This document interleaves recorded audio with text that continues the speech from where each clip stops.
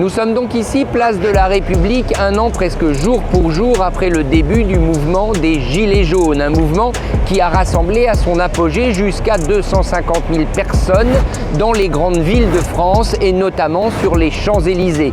Que va-t-il se passer? Ce mouvement va-t-il redémarrer? Les Gilets jaunes vont-ils à nouveau demander des concessions sociales à Emmanuel Macron? C'est toute la question qui se pose un an après.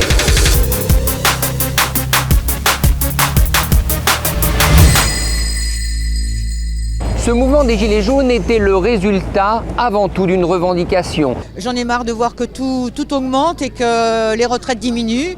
Une demande de reconnaissance sociale de la part des classes moyennes, en particulier dans les villes de province. Ce qui a changé depuis un an, c'est l'ouverture du grand débat national, la volonté de dialogue d'Emmanuel Macron, mais également un sacré coup de pouce budgétaire, environ 15 milliards alloués à diverses mesures sociales. Cela dit, la colère meurt, on le voit, et toute la question est de savoir si cette colère va faire redescendre les gens dans la rue.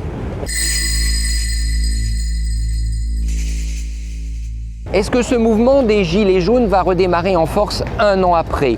On peut en douter car pour l'instant très peu de manifestants se retrouvent le week-end dans les grandes villes de France et en particulier à Paris. Il y a peut-être deux raisons néanmoins qui peuvent servir d'étincelle. La première, c'est la volonté d'obliger le gouvernement à continuer sa politique sociale. La deuxième, c'est une volonté de revanche en particulier contre les violences policières qui se sont abattues sur les protestataires pendant toute la durée de leur manifestation. Le mode d'action des Gilets jaunes jusqu'à maintenant était celui de la manifestation classique. Il consistait aussi à manifester, y compris lorsqu'il était interdit de défiler dans certaines zones urbaines. Cette confrontation ne leur a pas réussi. Les violences policières ont été très nombreuses. Ils doivent plutôt aujourd'hui trouver des formules pour, par petits groupes, réussir à incarner un mécontentement qui demeure sans provoquer les forces de l'ordre.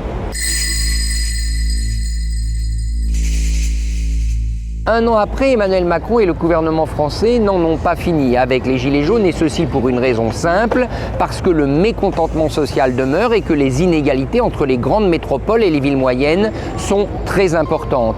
Il va falloir pour Emmanuel Macron démontrer que l'esprit du grand débat national, c'est-à-dire l'esprit de conciliation, est toujours au rendez-vous. Il faudra des prises de parole fortes. Est-il tiré d'affaire? Sûrement pas. De toute manière, la dernière ligne droite de son quinquennat se jouera aussi sur l'héritage des Gilets jaunes.